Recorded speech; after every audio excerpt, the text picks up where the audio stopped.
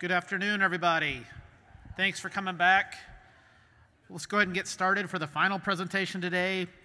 It's Airflow, Lessons Learned in Practical Applications of Air Facilities. And speaker is Jeremy Dose. Jeremy is a senior project manager in ADM's CapEx Center of Excellence. He's been with ADM since 2005. During his career there, he's gained training with power transmission, industrial ventilation through ACGIH, and compressed air. He's a graduate of Southern Illinois University with a bachelor and master's in specializing in agricultural technology. Jeremy, it's all yours. All right. Can everybody hear me? Yep. All right. Well, let's get started. I tell you, this 2 hours is going to go by pretty quick, so I'm All right, so well, what my objectives are is to understand general terms of aeration terms and concepts, theories, applications, advanced. Hopefully you guys will take some things home, take some things back to your facility and apply some of the things, some of the lessons learned that I've had throughout my career. I'm almost 20 years in at this point. I really do love the industry. And I'm happy to be here to share some lessons learned, some of the things that I've screwed up throughout the years. Maybe you guys can build on some of the things that I've messed up on, and I probably have about 20 more years of screwing things up, so it's great. Terms, key terms. Static pressure. So ACGIH defined as pressure in the duct that tends to burst or collapse the duct, so that's really more on the aeration side, but static pressure also is applicable to bin aeration, right? And when we think of static pressure, we think mostly grain, right, inside of our bins. But on dust systems, static pressure essentially is the summation of all of that resistance within your duct in order to get an appropriate airflow through. So that static pressure is really important to get right, because what that's doing is that's really driving the design of your fan.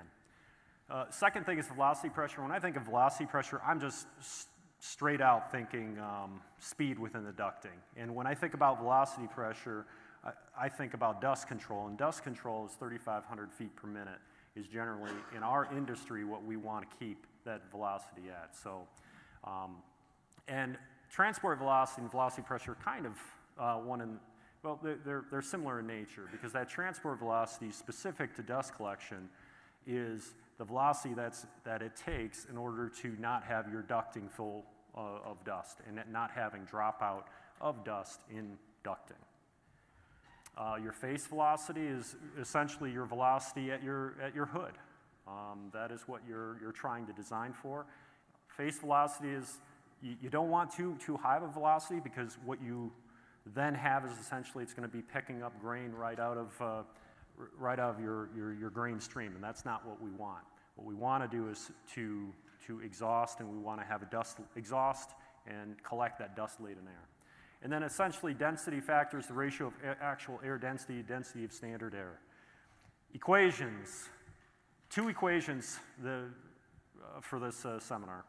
The first one I really think just is across the board applicable to a lot of things in managing air, whether it's bin aeration, sizing louvers, dust systems, you name it. That Q, that V times A, which is velocity times square area, equals CFM. If you know that, you can figure out a lot of things, and you can troubleshoot a lot of things within your plant.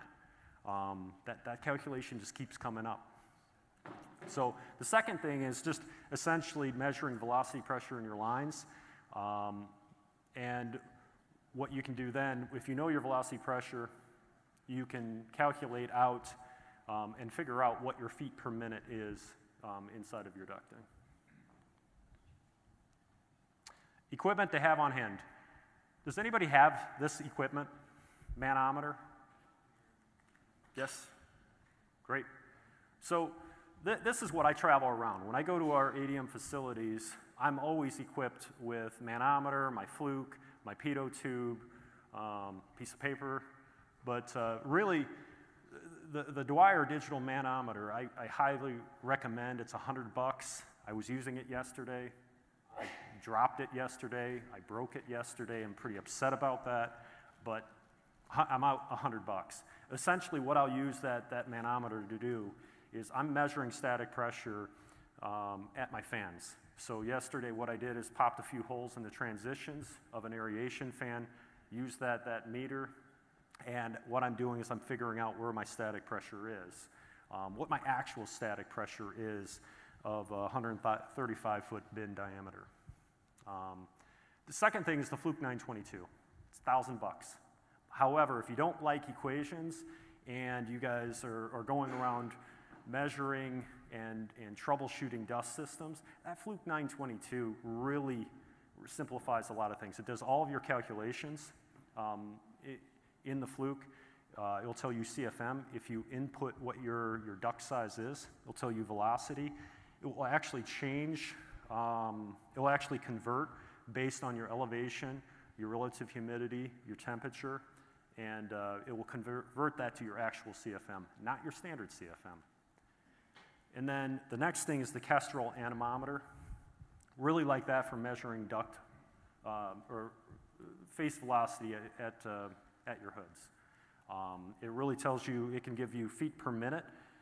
So if you're having problems with your dust system, or if you're trying to figure out what your velocity is or what your airflow is in your line, what you do is you take your feet per minute, which is your velocity, you take that times your square area, and what you get is CFM.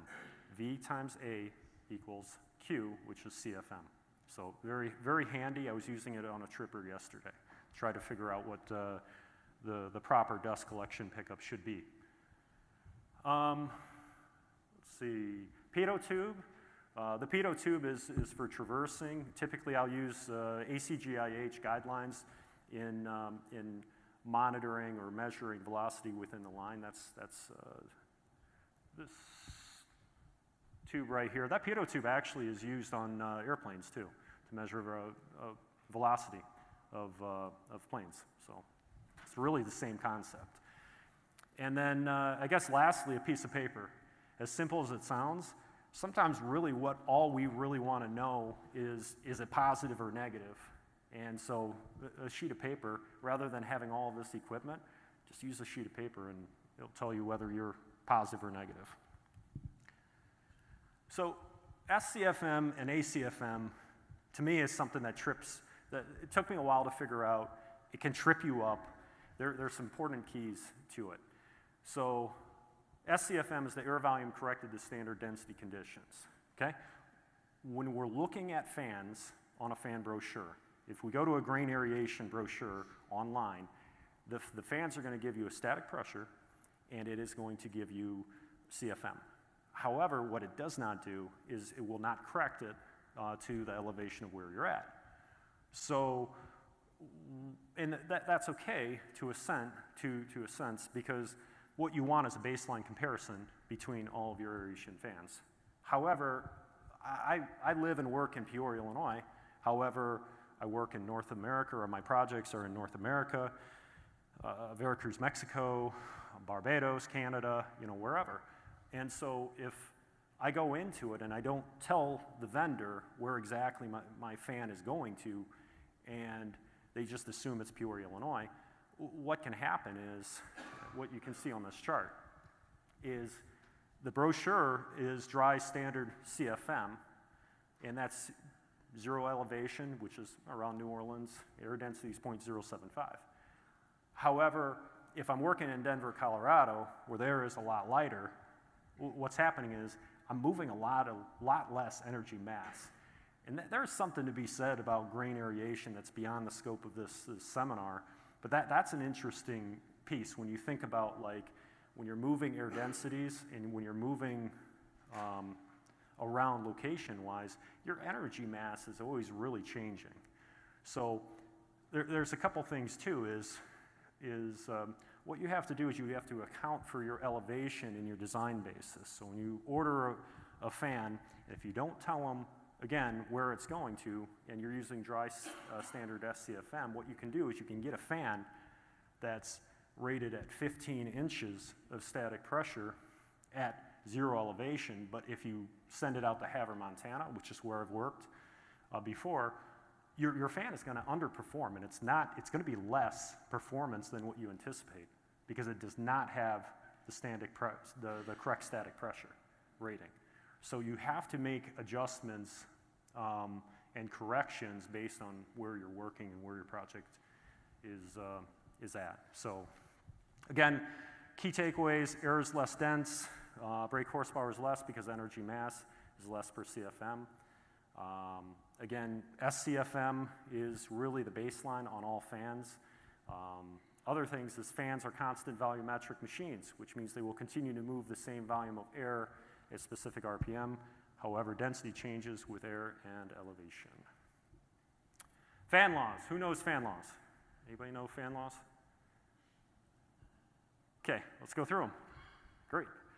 Rule number 1, airflow rate of a fan is proportional change in speed. It's a 1-to-1.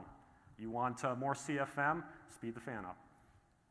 Number 2, change in total static pressure of ventilation system will increase by a square change in the propeller speed of the fan. And number 3 is really energy conservation in our industry. This is really interesting, and for dust systems, there's opportunity here for cashing in. Change in horsepower required by the fan to turn the propeller will increase by the cube of the change in propeller speed of the fan. If propeller speed is increased by 10% horsepower required to turn the propeller, will increase by 33%. So what does that mean? So if you have a fan and you can tolerate 12% reduction, you're essentially going from 17 inches of water column down to 13 inches of water column on your curve, and essentially you're going from 86 horsepower down to 58, okay? And your energy consumption is less, and you potentially at a 12% speed reduction, you can go down to, or you can save almost $4,000 a year. Who understands fan curves? Anybody know how to read a fan curve? JR? A little bit? All right, let's go through it. Okay, this is one of those things that from an operations standpoint, I really think we should be really pushing our really pushing everybody to really understand how a fan curve really works. So what you have, this is based on a centrifugal fan, backward incline, airfoil fan, and it's a non-overloading fan, which means that you can continue to put resistance to that fan, and that brake horsepower eventually is going to go to a peak, and then it's going to drop down, and you just really can't overamp it. But starting back to the basics, you have an x-axis, which is generally always your CFM, and your y-axis, which is your static pressure. Sometimes they put static pressure, sometimes they put total static pressure. Total static pressure is this static pressure plus velocity pressure equals total pressure. But generally, it's this. Your fan curve is this right here. Your system resistance line is here. And your brake horsepower is here, which is your consumption. So when you size a fan, what they'll do, vendors will do, is they'll make it kind of like an ideal point of operation. Okay, and that ideal point of operation is in this graph, it's 4 inches of static pressure at 6.5, or let's call it 6,500 CFM. So that essentially is your operating point. What's nice about it is you have room to go down the curve if your static pressure drops off. You have the ability to go up the curve to a point if your static pressure increases. Okay? What you don't want to be at is you don't want to be in this side. This is called the back side of a curve. So the graph below is kind of interesting to me because it's essentially a fan curve. And if you think about dust collection and you think about your bag differential pressure across your tube sheet, your bags get dirty, right? And generally, you have from 0 to 4 inches of static pressure loss in your dust system, right? So if you start off, let's say right here, you want 14,000 CFM and you're running at about 11 inches of static pressure. Well, what happens when your bags get dirty? Well, when your bags get dirty, you go up your curve. If you don't have a VFD and you're just running your fan across the line, you're going to go up that curve. And when you go up the curve, your CFM drops out. So your actual performance is somewhere around 12,000 CFM. Meanwhile, your expected performance is 14,000 CFM. So really, when I think about curves, and I think about fan curves, you're really just going up and down that curve, but it's all relation to a vertical line. That vertical line is that connection point on where your system curve is on that fan curve. Does that make sense? Yes? Can you use that to tell when your fan's going to cavitate with too much horsepower on it? On an overloading fan, yes. On a non-overloading fan, what you're going to do is you're going to come up to a peak, and then it's going to kind of drop down onto it. But if you're going up a curve, what I would say is you'd want to measure, there's two ways to measure a fan performance. It's really amperage and static pressure. I like to do both. I like to see where I'm at. And we'll get to that in a minute on measuring governing static pressure. Did I answer your question? Okay, thanks. Okay, so what does a fan curve look like with a variable frequency drive? I love variable frequency drives. I love putting them on dust collection systems because it just makes it makes a lot of sense to me, because it's hard for me.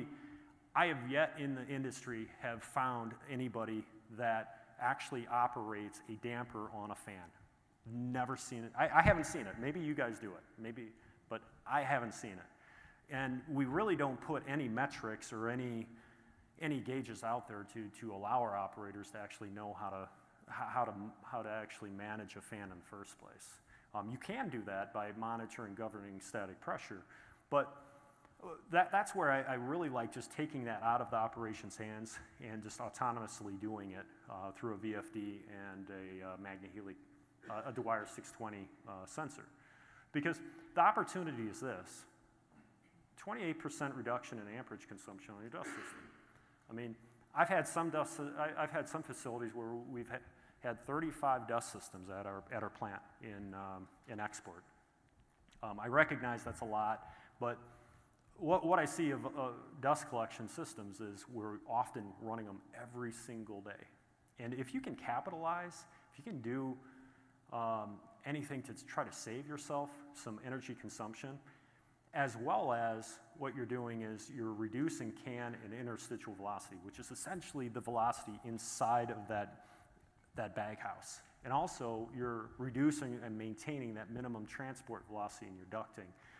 And so what you're essentially always doing on a VFD is your curve, when you slow down the fan, you go from 1780 to 1570, you're really regressing that curve closer to that XY axis.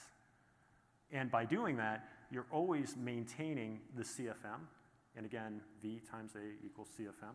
You're always maintaining the right velocity in your lines, but you're reducing your static pressure in your system. And you're really timing it to where if your bags are clean, you're going to be right here. And you want to be here as long as possible. And as your bags get dirty, the fan is going to speed up in order to maintain that CFM, as well as to be able to accommodate the additional static pressure losses that you have in your bag. So really like this a lot. So how do you do it? And what's your application here? So again, I said Dwyer 620 gauge, really robust. 60, is that $100 maybe for one of those sensors? I mean, they give you MagnaHelic, as well as they'll give you a 4 to 20 milliamp output that you go right into a PLC. Works great. Let's see, one other thing on permitting with dust control, a lot of times you have to document your MagnaHelic gauge based on your environmental permit. What I really like to do is utilize that gauge and run it to a PLC to record. So we don't have to chase around every single day and document the Magnehelic gauge. Other additional parameters you can monitor is relative humidity, temperature, bearing monitors. We have a number of different vendors here today that probably sell that. Monitor fan amps, broken bag, and vibration. So again, VFDs, another benefit of VFDs is essentially a direct drive for fan. You get rid of the shivs, you get rid of the belt, and you just run it direct from a maintenance perspective. And I guess lastly, NFPA. I've been working recently in flour milling, and so a lot of what we do is air makeup and return. And so per NFPA 61, we need to be, as we're inducing air back into the facility, it needs to be clean air. And so there are sensors out there, FilterSense one of them, that you can bring into the PLC to provide that monitoring. All right, bin aeration. We're going to touch on bin aeration, then we're going to go back to dust collection. So one thing that's interesting is just the electrical connected load. Like when I drive down Route 89 and I go by Varna and I look at how huge of the co-op there, how large of a facility they have. They have to have 3,000 connected horsepower variation. That is a lot. That's a lot of horsepower at a facility. So just the basics first is resistance, Shedd's curve. So really in 1953, C.K. Shedd created this, which is essentially still relevant. This is still really the basis of grain aeration today. It was later adopted by ASAE, but this chart really gives you that resistance of grain to airflow. And I'm sure there's probably new research out there, but this is kind of where it all started here. So one thing of interest was CONVEY did a research project in 1987 on a 48-inch or 48-foot bin. I've never used a spreader before, but I've always been wildly interested and excited to use them because they kind of make sense to me. But in his study, he was essentially saying, hey, the spreader did a really good job of distributing all the fines across the bin. However, one of the drawbacks is your airflow resistance got more consistent, but it actually went higher. So I don't know really what to think, but I'd love to have a bin to where we'd put a spreader in and I would take some aeration measurements. It's interesting. Okay, fan discharge and transitions. I see this a lot. This is a problem. I've done it. I've messed this up before as well. There was a study done by Friesen in 1986. 1986. What he did is he took 4 transitions coming off of a bin aeration fan. He said, okay, I'm going to do one with a really sharp, abrupt edges, as well as a outlet area of 0.092, which was smaller than the outlet of the bin aeration. And I'm going to do a comparison across 4 transitions, and then I'm going to do one with a very smooth transitional outlet, and larger than the bin aeration discharge. And essentially what you see is this. If you don't get these transitions right, you very well may be inducing static pressure loss before you even get air into the bin. And I know a lot of the brochures that I look at, they really say, hey, if you get 14 inches of static pressure, you're going to get X amount of CFM. But what they're talking about is really really getting that load through a bin mass. And so if we don't get just the basics right, what we may be doing is we might be leaving a lot of airflow on the table. So, and then just in general with fans, anytime that we're reducing the outlet area, you're inducing back pressure and you're inducing static pressure into your system, which is going to be airflow loss. So avoid friction loss between fans and grain, taper of duct less than 20 degrees, no abrupt changes, and air velocity entering the plenum should be reduced for uniformity. So the ducting going into the bin, as well as the surface area chutes, is another potential area, especially on retrofit. I did a retrofit project years ago. It was a concrete bin, and ultimately what we had was what we learned is we had 13% open area when in fact we should have been shooting for 20% open area in the surface area of the sheets, and ultimately we wound up needing 26 inches of static pressure at 75 horsepower each in order to get the air through it. And a lot of that, I mean, a lot of it was wheat, but this right here was not ideal. And obviously it was an old bin and there wasn't a heck of a lot that we could do to widen out the troughs or anything. But all of that adds up, and again, that's static pressure that's affecting your CFM. So there's a couple things. Hellevaeg, Dr. Hellevaeg, who North Dakota State University, I believe, and I think he's retired now, but he recommends air velocity and supply ducts shall be designed to be under 2,400 feet per minute. So essentially what he is saying is this. He's saying, hey, try to keep this between 2,000 to 2,400 feet per minute, because if not, what you're going to do is you're going to be inducing additional unnecessary static pressure losses. The other thing he said is, hey, air velocities at the sheet, keep them under 50 feet per minute, because if you start exceeding 50 feet per minute, you're going to start getting more and more excessive velocities through that sheet. So,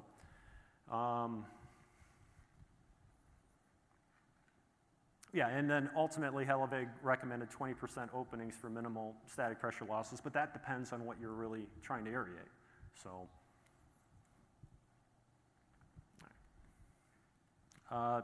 intakes and exhausts of bins. So there's a couple things. There's been some research done on venting. I was always kind of wondering where we put the vents. When I drive down the road, I see vents here. Sometimes I see them here. Sometimes I see them here. What their recommendation was is to put the vents near the peak. And part of that is because of condensation. Who has problems with condensation going up a bin, getting into a gate, and freezing down a gate? Yes, yes, yes. Freezing down a high roller, had that. And what's happening is this. It's cold outside, it's below freezing, warm air mass inside of that bin. Hot air is going to rise, it's coming up. And really, whether we have venting, maybe it's not enough venting. Maybe even if you had several vents up there, it still wouldn't matter. But ultimately, what we've done and what I've had success with is this, roof vent automation system. So really, it's all that it is it's a monitoring dew point underneath of the bin, and then bringing that back into a PLC to kick on the roof exhaust fans. Works really well. And what those roof exhaust fans do is when you kick them on, it's grabbing air from the outside and it's mixing. It's mixing the air in the headspace and it's extracting that warm latent air into where you're going to avoid that condensation problem inside of your bin. Other things, vent cross-section should be sized for air velocity of approximately 1,000 to 1,500 feet per minute. So the vent size, 1,500 feet per minute. And part of that is because the pressure difference. What you don't want is you don't want a pressure difference of 1/8 of an inch, is what they say. And I'll tell you a story. When I was younger, I was working at a facility, and we had a truck loadout. And that truck loadout had a curious, almost slice near the top of the bin. And so I went up to the bin to look at it closer while we're loading out. And ultimately, what was happening was we were filling the loadout bin, and then we ended up decreasing our loadout time by putting a larger gate on the bottom of that bin. And so what happened was when they opened up that gate, the gate on the bin, it created a vacuum in the headspace. Just like your spray can, it kept crinkling, and ultimately it cut and broke. So, and at the end of the day, you look at the venting, there was like one tiny vent on it. We didn't adjust the vent in order to take into consideration the faster loadout, which requires air to come back into the bin from being displaced. So lastly, Ronald knows, I think he did a lot of research in Oklahoma State University, really interesting stuff that he's come out with.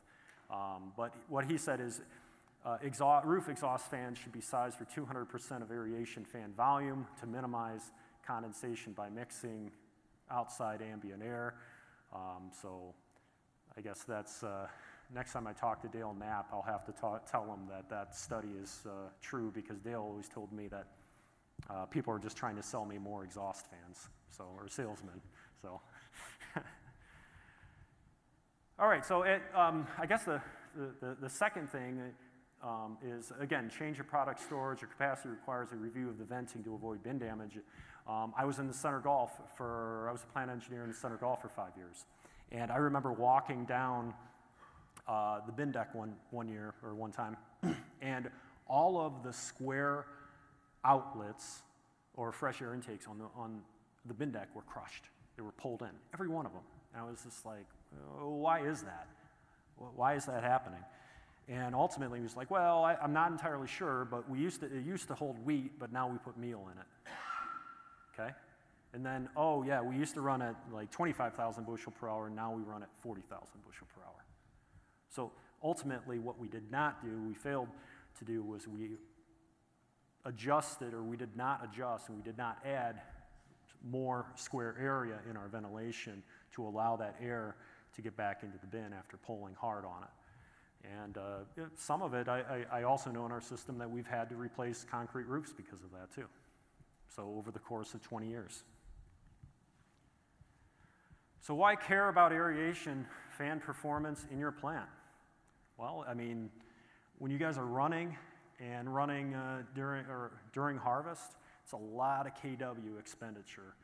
And you know, at the end of the day, every inch of water column matters, because essentially, if your expectation is you're running, 14 inches of static pressure, you got 450 horsepower fans, you're running 60,000 CFM through it, but in reality, you have something like this, which is a mitered elbow. This is my work, by the way. You have a mitered elbow. You have a tremendous amount of system loss and airflow loss because of this transition here. And so what you might be thinking is you're getting 60,000 CFM, you very well might be down to here. 16%, you might be 1/14. So this stuff actually matters, and these are things that, maybe there's opportunity at your facility, or maybe there's opportunity on new bins that you're putting up. So we're going to switch to dust system. We're going to focus on hoods, ducting, fans. I got a real passion for hoods, though. I really like hoods. So key terms, you guys know air to cloth. Can velocity, interstitial velocity. So can velocity is the upward velocity through the diameter of the baghouse without taking into consideration the cross-sectional area taken up by the filter bags. Interstitial is essentially the space between your filters. And really, what's interesting to me is can velocity and interstitial velocity, when you start having re-entrainment problems where your filter is not cleaning out, essentially, oftentimes what you're having is high velocity in your can, or inside of your baghouse. I know on bin vents, I had this exact problem where we put a bin vent in, and we transitioned down the flange of that bin vent.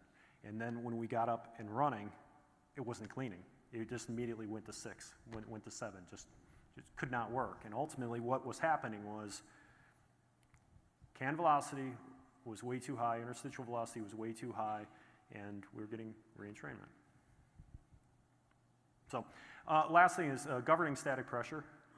So the way that dust collection systems are designed on static pressure is you have one line that is your highest static pressure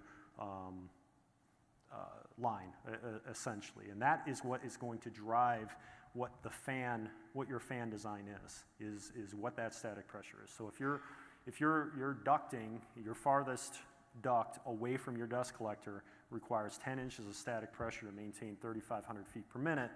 That's really what's going to drive your design of your system.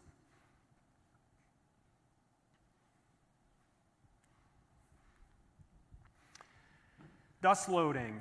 So I've worked at, let's see, I started when I was in high school at a local co-op, and I've worked at country elevators, river facilities. I worked at export for 5 years. I worked in Veracruz, Mexico at an import facility, import also in Barbados. And what I can tell you is the dust is really different. It's different. I remember in the Gulf and just grabbing corn, and just how fine that dust is just incredible. I mean, it's different. It's a lot different. And so if you go through and you start designing your system around, 5 grains per CFM, 10 grains per CFM, you're probably going to have some problems or minimum life on your bags. So one of the questions that I would be asking if I was putting in a new dust system is, and I'd be asking myself as well as asking vendors as well, is, hey, what's the grains per CFM? What do we think that loading is? Because that gives you kind of a metric or a basis or a design basis that's gonna help select the right filter. I mean, maybe it's light loading, maybe it's a country elevator. If that's the case, you're probably in the 10 grains per CFM, and you don't need to be selecting equipment like in the Gulf where we're 18 grains per CFM. So kind of depends. Also, dust criteria, we talked a lot so far. Design criteria is 3,500 and 4,200. At 2,800 feet per minute, in my experience in our industry, that's when you're starting to get dropout on your ducting. Anything above 4,200, what I feel like starts to get really excessive, and that's where you're starting to see that tape around the elbows. Dust system or dust hoods are absolutely critical. I mean, one of the things is just in general is our expectations for dust control should be safety, and it should be controlling that exposure of dust to our employees. We don't want our employees to be breathing dust all day long. That's important. So, entrained air for dust control. There's 2 things on dust control on hoods that we fight with. It's difficult. I mean, displacement's pretty easy. We can calculate displacement, right? Okay, I'm dropping 40,000 bushel per hour here. I'm going to convert that to CFM, and I'm going to put a 1.25 safety factor on it. Awesome. But entrained air is a different animal. It's difficult to predict what that entrained air is. And it's because when you have long drops, when your spouts are really long, grain essentially, as it's traveling, it's increasing velocity. And when it's increasing velocity, it's grabbing, that friction on the kernels is actually grabbing air. And it's grabbing more and more air, and the faster you go until it hits your loader, let's say loading a tripper belt, and then all of a sudden you just get a splash and inrush of displaced air as well as entrained air. And that tends to take a lot of CFM to control, and even then it's difficult because then you have to design around velocities as well. I mean, see, in 1980s research, they came up, they said, hey, volume of air induced by spout can be up to 30% in addition to the grain air displaced. I worked a lot on this with export loading ships, and it was really hard to get right. So at the end of the day, slow down your grain, put dead stops in, avoid those long drops. That's one thing, even in milling, where our volume, you could have a mill that you're running 1,000 bushel per hour through, but you can blow through, you can have a lot of entrained air, you can blow through your pipes with erosion pretty easily. So I really think dead stops in this application would help us. Dust collection hoods, we're going to get to some metrics here. In the 1980s, there's a study out there that said, hey, what is that terminal velocity of corn, soybeans, wheat, grain dust, et cetera? So what they did is they took a pipe and they dropped corn in the pipe, and they found that velocity where corn neither dropped or it actually went up the pipe. And so what's important is when we're designing for hoods, what we don't want to be doing is we do not want to be picking up corn or soybeans. What we want to do is we want to be picking up our dust. So when we're thinking about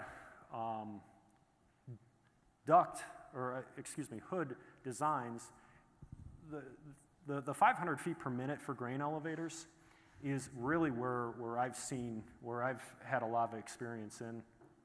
But when you start running with wheat flour or powders, what you need to do is you need to really back down that design velocity to like 200 feet per minute. Because if not, if it takes 180 feet per minute to suspend terminal velocity and you're running at a higher velocity, you're going to be picking up wheat flour all day long.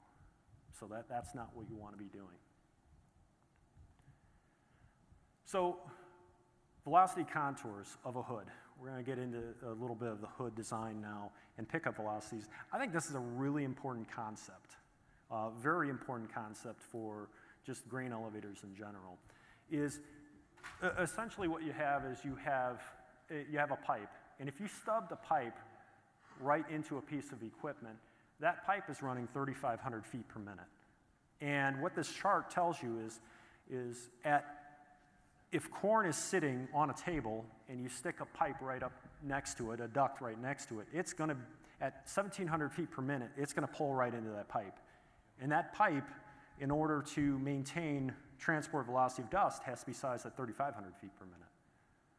So it's really important that you keep that 3,500 feet per minute away from your source, and what you do is you flare your transition in order to have the proper hood design. So again, hood designs, right? Is this going to work on a receiving pit?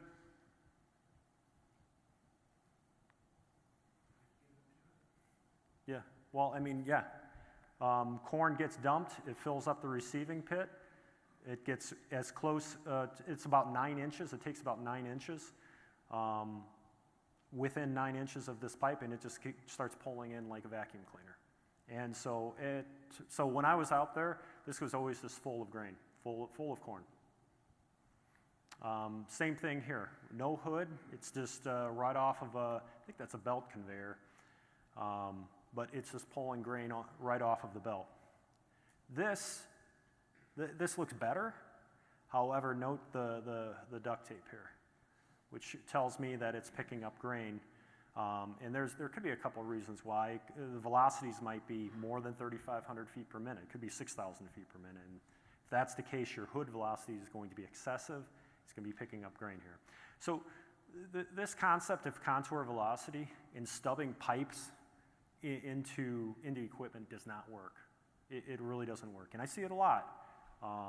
It's interesting in milling, I see it a lot too on machinery that is ordered. Case study. So a couple years ago, I went to a feed mill, and the installer who did the installation, their hood design was doubling up the duct size. So, hey, you got a 6-inch line, let's just make that a 12-inch. And you got a 4-inch, let's make that an 8-inch. Okay? This is powdery material. And powdery material has a pickup velocity around, you try to stay around 250 feet per minute. While nobody really ran numbers on it, it was just kind of rule of thumb, and people were just saying, let's just double the size. Ultimately, what happens is you have 875 feet per minute that's stubbed it throughout a feed mill with expensive ingredients that are going right to a brand new MAC dust collection system that was plugging up immediately. Didn't work. And ultimately, the solution there, again, is velocity times area equals Q, or in this sense, Q divided by A. So what we had to do is you slow down, you make the area bigger, you make your square area bigger, you're going to slow down your velocity and you're going to correct your problem.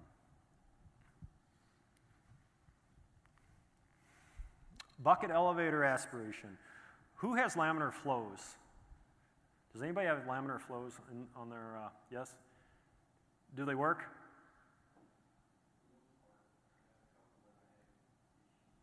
Do you? Okay. Okay. Pick up grain? Yeah. Yep. I was at a facility yesterday, and they're like, and I asked them, I was like, well, hey, I see that you have a laminar flow pickup similar to this, or this right here, where you have 3,500 feet per minute stubbed right into the side of a transition that's open to a belt. I said, how does it work? He says, it works great. And I went out there and I looked at it and I was like, how does that work? Well, the blast gate was shut, so it's not picking up any grain. So it works great, right? So we all know that bucket elevators are dangerous in our industry. And we know that. I mean, we know that we need to have HAZ monitoring on it. But you know, at the end of the day, the goal of dust collection on bucket elevators is reducing MEC, minimum explosive concentration. And that is what we're looking for. And I've seen a lot of people mess this application up. Note the duct work, or the tape on the duct work. This application did not work. This was something I was involved in. Had to redo that. And there's two pickups on a bucket elevator too. There's center pickups, and then there's laminar flow pickups. They are not interchangeable. They are different calculations with different airflows. The laminar flow is really based on the ACGIH guideline. The center pickup is based on, I think, the 1980 dust collection manual. Different calculations, and they're not interchangeable. But here's the thing, is I was struggling with this transition probably 5-6 years ago, and I visited one of our really old facilities here, and I walked by this. And I found that really interesting. So I went through and I ended up taking some measurements because I was curious, because it was working. And it was working how it was supposed to. And ultimately, when you break it down, what they're doing is they're taking the concept of terminal velocity, and they were expanding. So note the expansion. So they have, let's call that a 6-inch line, and they're expanding down to a 12-inch line inside of a pipe. And what's happening is they're creating their velocity at 800 feet per minute. So any heavies, i.e. corn, soybeans, wheat, that gets picked up in that transition from bouncing around, as it's coming up through here, this velocity is not 3,500 feet per minute. It's 800 feet per minute. That's the trick. That's the secret to a good design here, is this right here. It's 800 feet per minute. What that does is it allows dust to be picked up and conveyed to your transport line back to your dust system. Because if you put 3,500 feet per minute right here, any sort of whole grain that gets bounced around in this laminar flow is going to get picked up all day long in the dust system. So this right here, and like I said, don't reinvent the wheel. This had to have been there for 40 years. Oh, I mean, it works great. So, make sense? Yeah? Okay. All right, ducting branches, Q equals V times 8. That's how you calculate airflow, velocity inside of your line. This is not at ADM. I found that on the internet. So this chart right here is just a general guideline. This is off of ACGIH. This is from the ACGIH book. You can actually find the 1999 version online. Air really hasn't changed all that much in the last 23 years, but this concept is good. So avoid this, avoid mitered elbows. You want to keep your transition smooth. You want to keep it going toward the dust system. You want to keep your branches at a specific angle. It's just good practices on your dust system. I will tell you, anytime I see a ductwork with taps on it, I'm immediately very suspicious on whether it has been sized appropriately. And when I say taps, when I first started in export, I remember going down and the plant manager saying, "Oh yeah, we got plenty of air in that line. Let's just tap off of it." And I was just like, "Oh, he must have measured it. He must have had a pitot tube or something." And so he went up there and he showed me, and he stuck his hand in the duct and said, "See, I have a lot of air in here. And I was like, wow, his hand is calibrated. I need to get one of those. That's amazing. Whew. Well, we did it. It didn't work, and we ended up like this. So at the end of the day, yeah, V times A, and modifying, just don't modify it unless you have a competent person, or if you know how to do the calculations. That's nothing but trouble. Fan system effect. We've touched on this a little bit with bin aeration, that Hellevegg's research is a little bit on fan system effect. But what I did is I put, I was in charge of putting, well, this was a greenfield site in North Dakota. And what we ended up doing was putting a new dust system on top of the bin deck. And what we had was, I ended up doing an analysis because I was very curious on what all goes on down here, okay? And ultimately, what we found was really the clean air plenum. So I took a measurement at the dirty air plenum down here. It's like, okay, it's 7.1. And that dirty duct, that essentially means it's your governing static pressure. And then your clean air side was 8.38. But what was interesting was the losses down here. So you have an inlet box, which is, what is it? AirPro calls it, it's a good solution for a bad problem, essentially, because nonetheless, you're going to have, what fans want is fans want smooth transitions, like 5 to 8 diameters going into the fan, and then they want to stack, kind of like what we have here, where it's X amount of diameters above the fan, again, to smooth out that transition and load the fan. These inlet boxes, I really like them, but they come at a price, and they come at a price of 2 inches of static pressure loss, which is horsepower, and CFM. And so, again, it's a good idea, but I understand that layouts, sometimes we just don't have enough space to get those diameters for a fan. But at the end of the day, these system issues can create excessive losses in your fan.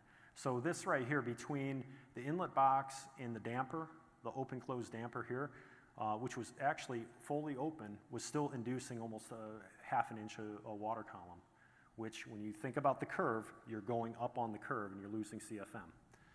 So essentially, it totaled to be almost 11.9 inches of water column for that system. So other things to just be very aware of is this right here is just a really bad application. You know, not only do we have a really sharp turn loading into that fan, but then on top of it, you have a plate that's really blocking the airflow coming out of that fan. There is so much pressure loss in this fan that it's extremely inefficient, and it's probably been there for like 30, 40 years. But nonetheless, there's a lot of opportunity there if you opened up the fan as well as fix this to where you would, when you think about your fan curve, you would be going down on your fan curve. You'd be increasing your CFM because you're reducing your static pressure. Case study. So I was working in Canada, and I was at an edible beans facility. And it's funny is the system itself didn't really ever work, and they had a number of gravity tables. And well, the first thing was they were running their fan backwards for years, which is not a good thing. Which I was actually amazed when they run it in backwards, they were still actually pulling a little bit of a negative, which really threw me through a loop. So their ducting was actually still pulling air in even if the fan was running negative.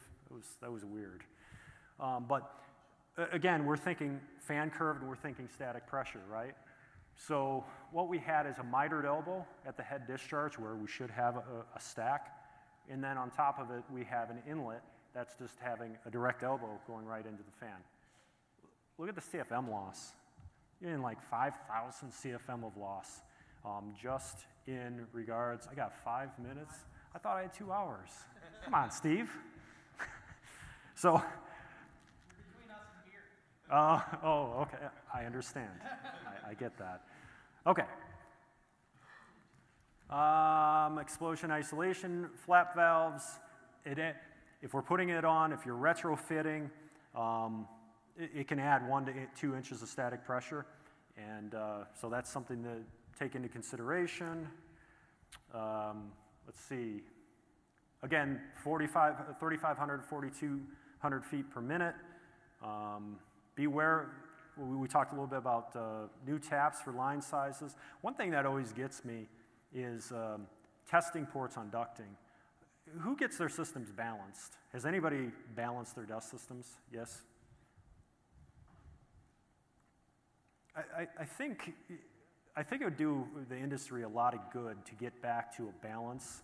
If we balanced our dust system, got the documentation, and I think that would really, from a fan efficiency standpoint, from a performance standpoint, I think there's a lot of value in bringing somebody in and balancing your dust system. I know we do it. Sometimes we find problems, but correct the problems, because at the end of the day, we want a system that works. Other uses of air in facilities, fresh air intakes. I will just comment on this one right here. If you have a negative in a building, if you're loading out trucks and you have a dust collection on the outside of the building, it's pulling negative in. What happened in this application is we were literally pulling water into the facility because we didn't have the appropriate louvers. And what was happening was it was creating a skating rink, essentially. Safety hazards, slips, trips, falls, etc. So it's important, if we're closing things up, we need to ensure that we have the appropriate louvers to where we're not creating an unsafe working condition because we have such a negative in our buildings. And I've also known an injury where a door has slammed on an individual because there was such a strong negative in the building because we didn't have adequate louvers and adequate amounts of square area for the louvers. Compressed air. I don't know how big of compressors you have, but I did some training in Texas in regards to compressed air. The things that run through my mind is your distribution lines at 30 feet per second, your header at 20 feet per second, and fix your leaks. I mean, just straight up fix your leaks. I mean, it is such an easy thing to do. Just a 1/4 inch leak is $12,000 a year if you're running compressed air on a daily basis. So that's so important, and it's very easy to do. Point of use filters, we talked a little bit about re-entrainment. I think in the newest NFPA, they do talk about not reducing this area here. If you're using this application for point of use filters, one thing that I have done successfully is actually drop the bags into the bin because of low headroom. What that does is that actually gives you a little bit more air to cloth and a little bit more media.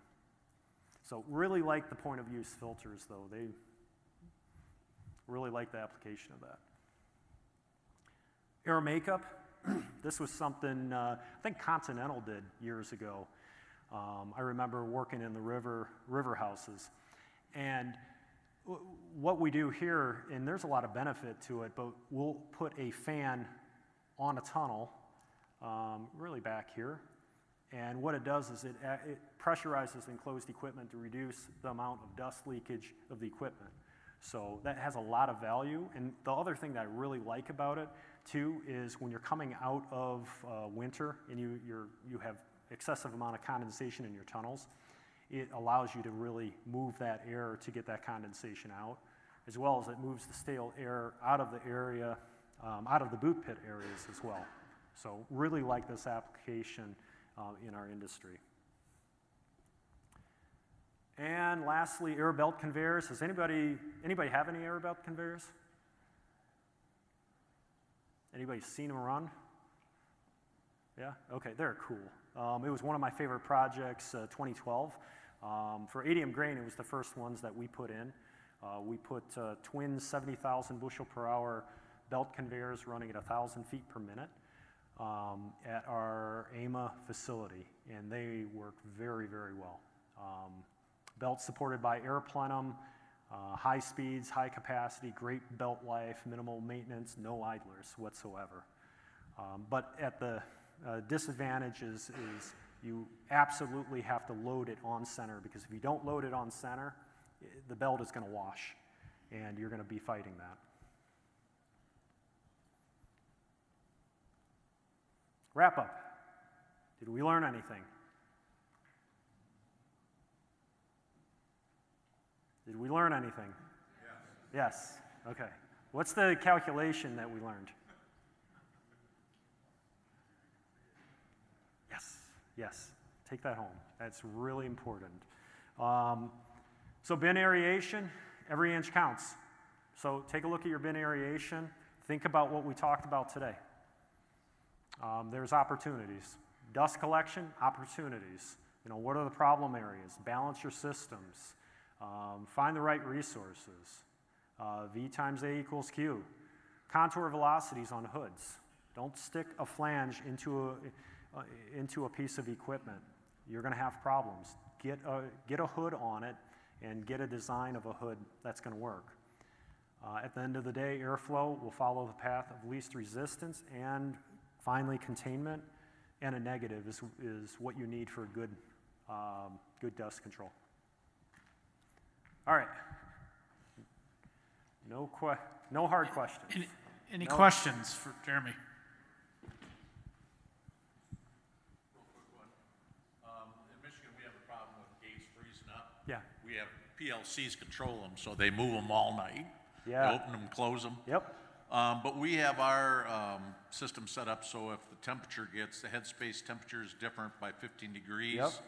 than the grain mass or ambient, the fans kick on. Is the humidistat that you use significantly better than doing that? No, probably not for the price. No, the Vasela sensors are pretty expensive, especially for the rating that you need to have. So what you're probably doing is a really good solution.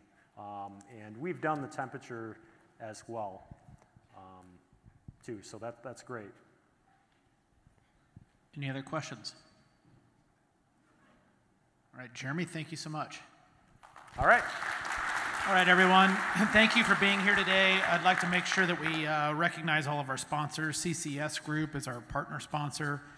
JD High School Company, McPherson Concrete Storage Systems, Safety Made Simple, Schooler, and Westside Salvage are our supporting sponsors.